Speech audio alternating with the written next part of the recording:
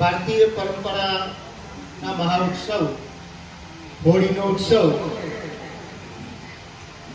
વાત્સલ્ય સ્કૂલના બાળકો વચ્ચે અમારા માનવંતા મહેમાનો સાથે ઉજવી રહ્યા છીએ.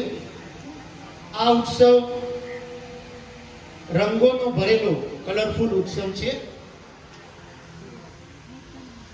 કલર એ માનવીના જીવનનું એક અંગ છે, એક પર્યાય છે.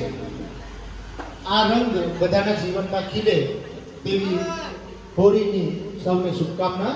ખાસ કરીને અમારા વાત્સલ્યના અમારા ભૂલકાઓ બાળકોના જીવનમાં એક રંગ આવે તેવા પ્રયાસ અમારા માનવંતા મહેમાનો કરી રહ્યા છે.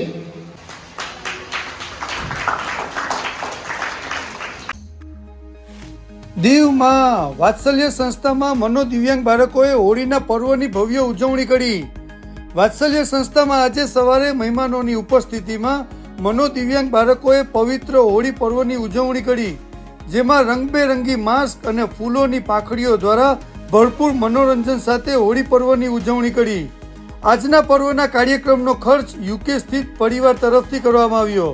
આ કાર્યક્રમમાં આવેલા મહેમાનોનું બાળકોએ પુષ્પગુથથી સ્વાગત કર્યું અને કાર્યક્રમનું સંચાલન સંસ્થાના સેક્રેટરી શ્રી કિશોરભાઈ કાપડિયાએ કર્યું. વાત્સલ્યના વિશિષ્ટ મનોદિવ્યાંગ બાળકો પોતાની એક વિશિષ્ટ કૃતિ લઈને અહીંયા આવશે આપણી સમક્ષ.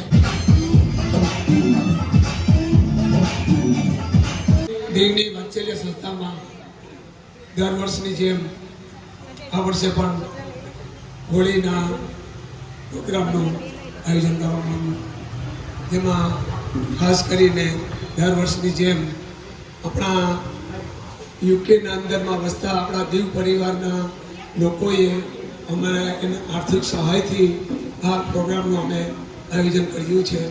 એમાં ખાસ કરીને બકાઓ બીજા એમ્પ્લોયી યુનિયન પણ અમને આના અંદરમાં પૂરેપૂરો સાથ સહકાર આપે છે. મનોદિવ્યાંગ બાળકોનો લોકો સ્વીકાર કરે, લોકો આવા બાળકો પ્રત્યે લોકોની જે માનસિકતા હોય એમાં બદલાવ આવે.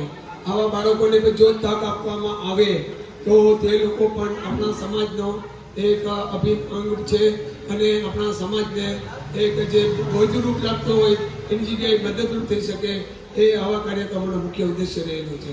આ હોળીના કાર્યક્રમમાં અમે ખાસ કરીને જે કેમિકલયુક્ત કલરોની જગ્યાએ પ્રાકૃતિક ફૂલો એની પાંખડીઓથી અમે આ તહેવાર ઉજવીએ છીએ.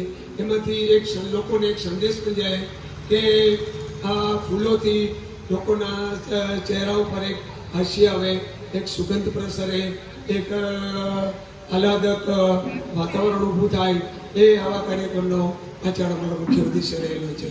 આ પ્રસંગે જે અમારા માનવંતા મહેમાનો અમારા આમંત્રણને માન આપી અને અહીંયા ઉપસ્થિત રહ્યા, અમારા કાર્યક્રમની શોભા વધારી, એ બદલ હું સર્વેનો આભાર વ્યક્ત કરું છું. જય Hind. Thank you very much.